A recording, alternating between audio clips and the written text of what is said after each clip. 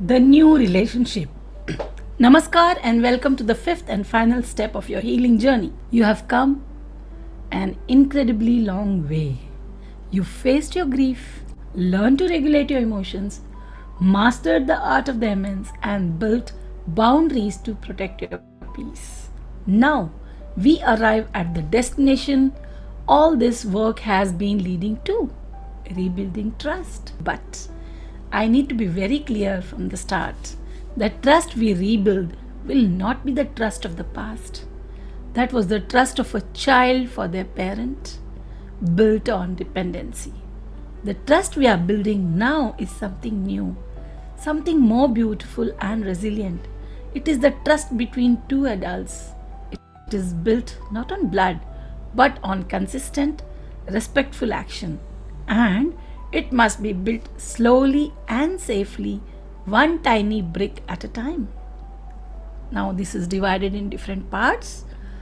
Part 1, the mindset shift from parent to person.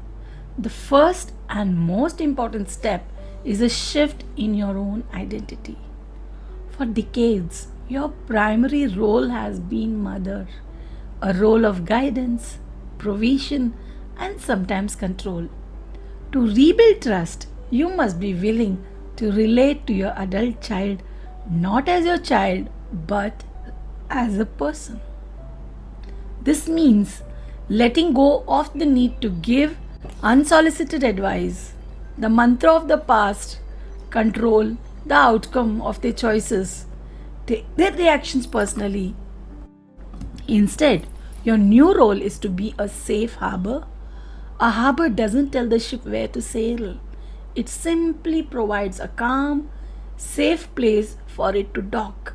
Your child needs to know that interacting with you is a safe, low pressure, and respectful experience.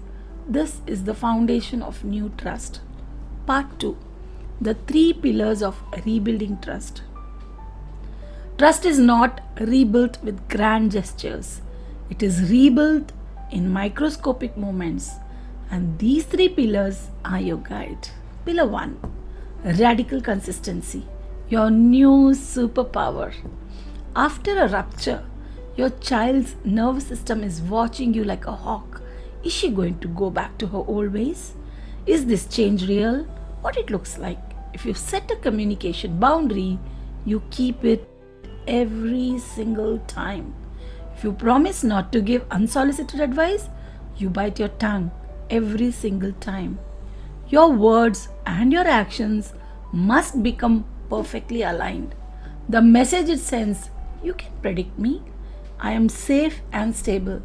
This consistency is what calms the fearful brain and allows for cautious re engagement. Pillar 2, unwavering respect for their autonomy. This is the ultimate test of seeing them as an adult. It means respecting their time, not getting upset if they don't reply immediately. Decisions, even if you disagree with their career, relationship, or parenting choices. Boundaries, if they say, I can only talk for 10 minutes, you honor that and end the call at 10 minutes with a smile. The message it sends, I see you, I accept you as you are. Your life is your own.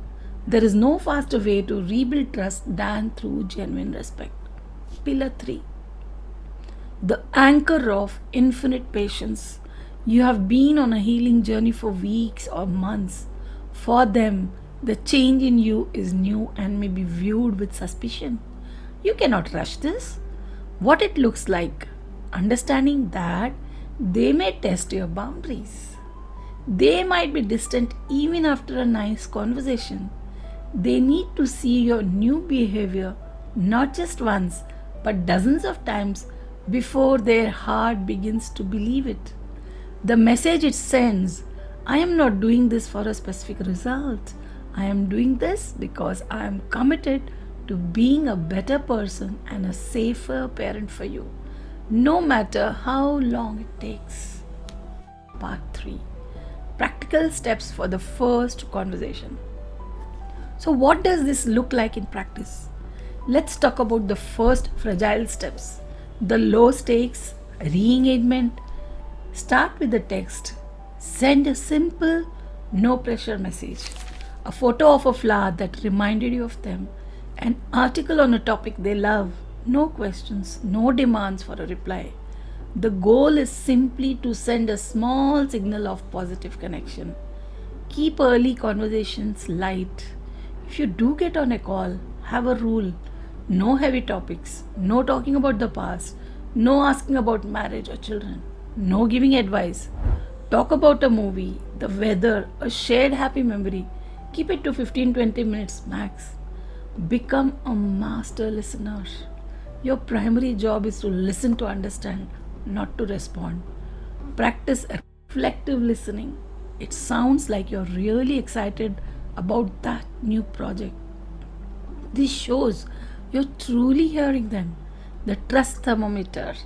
You, after any interaction, ask yourself on a scale of 1 to 10, did my behavior in that conversation increase or decrease the trust between us?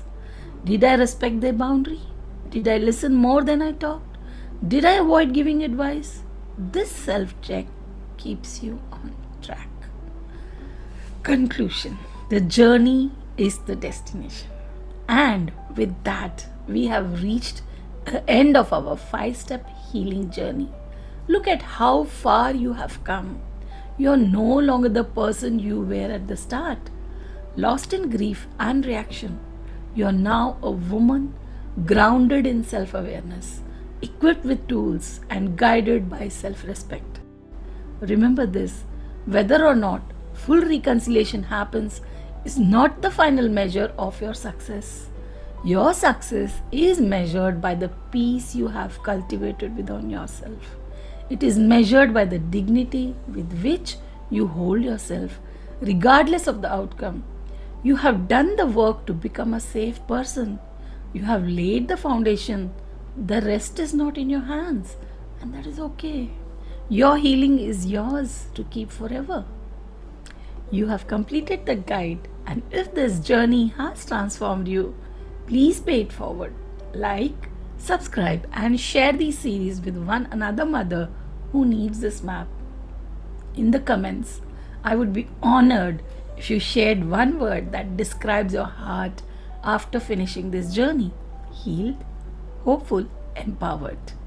Let's create a momentum of hope together. This may be the end of this playlist, but it is just the beginning of your new life. Continue to practice these steps. Be patient and kind with yourself.